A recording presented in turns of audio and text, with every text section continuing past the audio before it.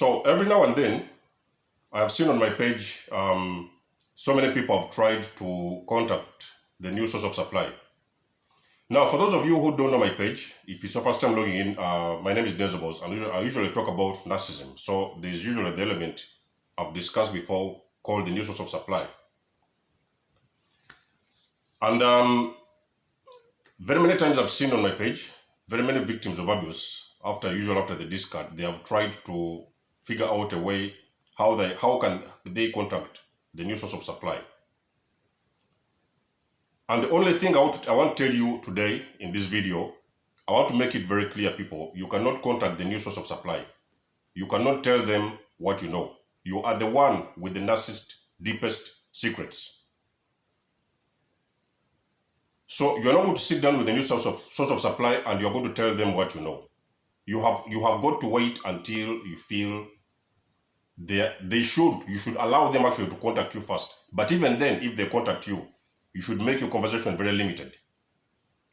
And I'll give you one example. I'll give you a couple of reasons why I think and I believe you shouldn't contact the new source of supply. Reason number one is that you are actually interrupting your blessing. I've made a video before recently, and I've mentioned it. I've continuously mentioned it in my videos that the discard and the separation and the detachment from the narcissist is actually a blessing in disguise. You are on your way to your blessing.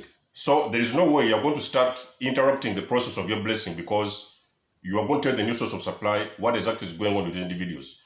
You are the one who is holding the narcissist's deepest secrets. And the narcissist, they know that.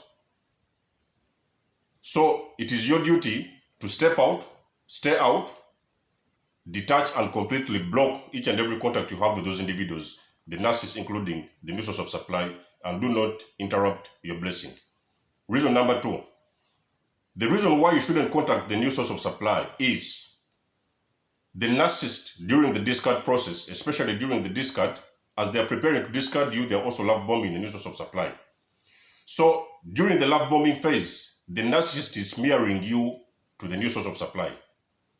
So in the eyes of the new source of supply, you are the one who actually failed to do each and everything that the narcissist wanted. You are the one who was the failure. You are the one who was the bad guy in this partnership. So the narcissist has already smeared you very, very intensively to the new source of supply.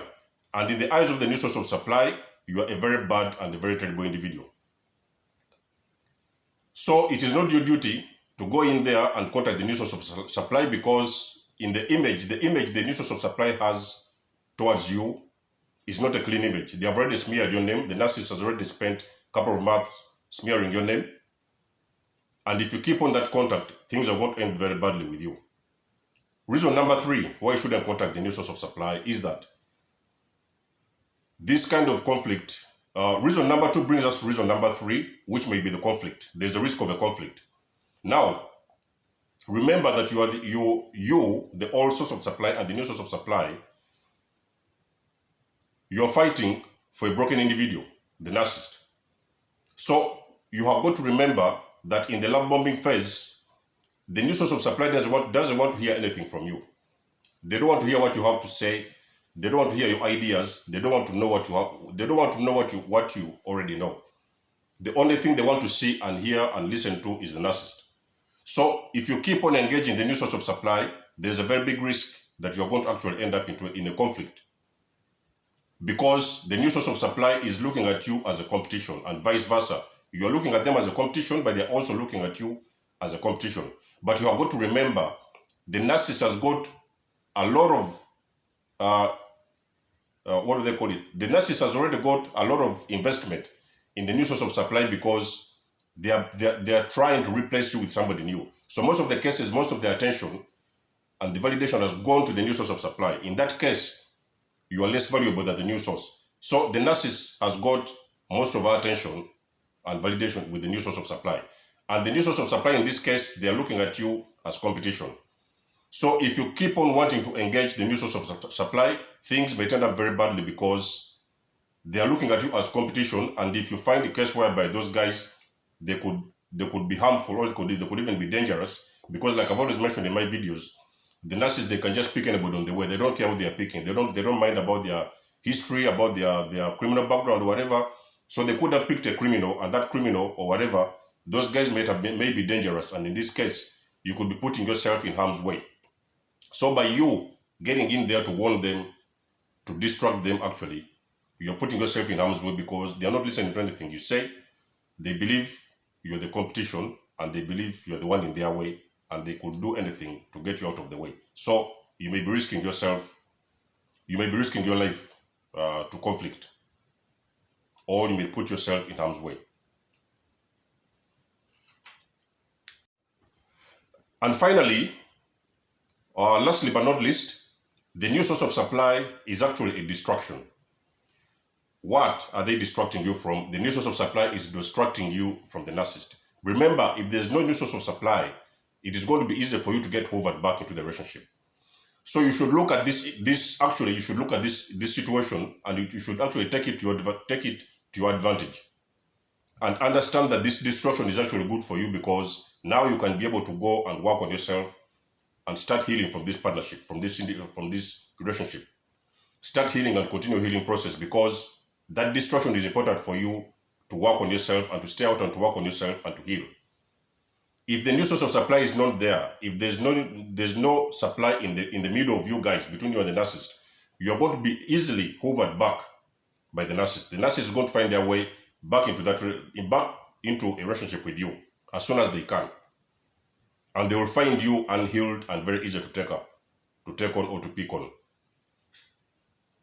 Finally, the reason why you shouldn't contact the new source of supply, do not warn them, do not engage, do not warn them, do not tell them nothing. This is because when they were getting engaged in that relationship, they already knew they were stepping into a relationship or a marriage. They already knew there was somebody there.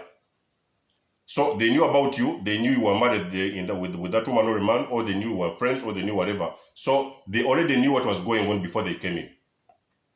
Meaning that those individuals, they are also, in one or the other, very toxic individuals. So you don't want to allow yourself to engage in that level of energy.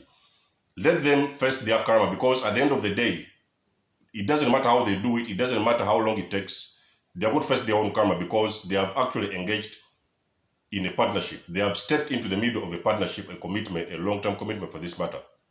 They have got no idea what your history was with the narcissist. They have got no idea where things began with you and the narcissist. So for them coming in and stepping in, they have already interrupted and intercepted a long-term commitment.